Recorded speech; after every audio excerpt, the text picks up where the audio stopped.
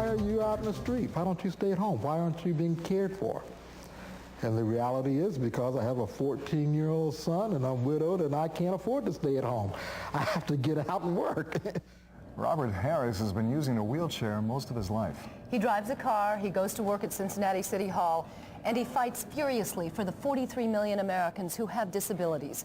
His sword in that fight is the Americans with Disabilities Act, one of the most sweeping civil rights changes on the books.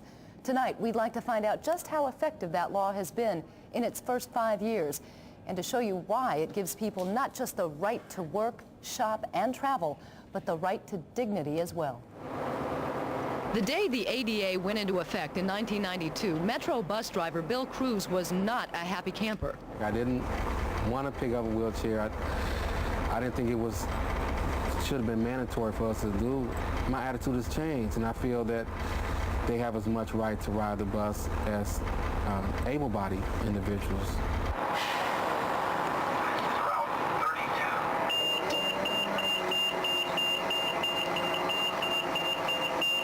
Cruz now has 4 regular passengers who use wheelchairs, but his first was Marcy Cassidy. I like to think that Rosa Parks and I have a lot in common, that we're claiming our right to be on these buses. The ADA made it a right when it required all public buses to be fitted with wheelchair lifts. And under the law, any public building must be retrofitted to accommodate employees or customers who are disabled. Private businesses built or remodeled after 1992 are required to do the same. And why not? It makes good business sense. People with disabilities have the ability to spend millions of dollars here in Cincinnati. They have their nails manicured, they have their clothing tailored, they go to bars and restaurants.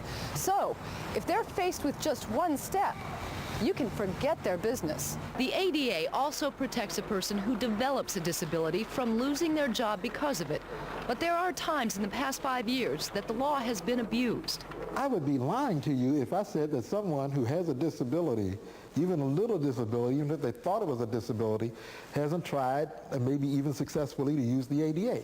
We used to have people here, strangely enough, who would say that I have a visual impairment and therefore I want to transfer my job. Before the ADA 5 years ago, fewer than 20% of the disabled population was employed. And it isn't much better today.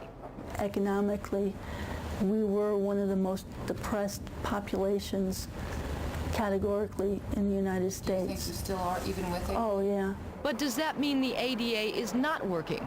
The law can only provide access. It cannot change attitudes. I'm thankful that I had a chance to make the change and meet the people that really appreciate riding the bus.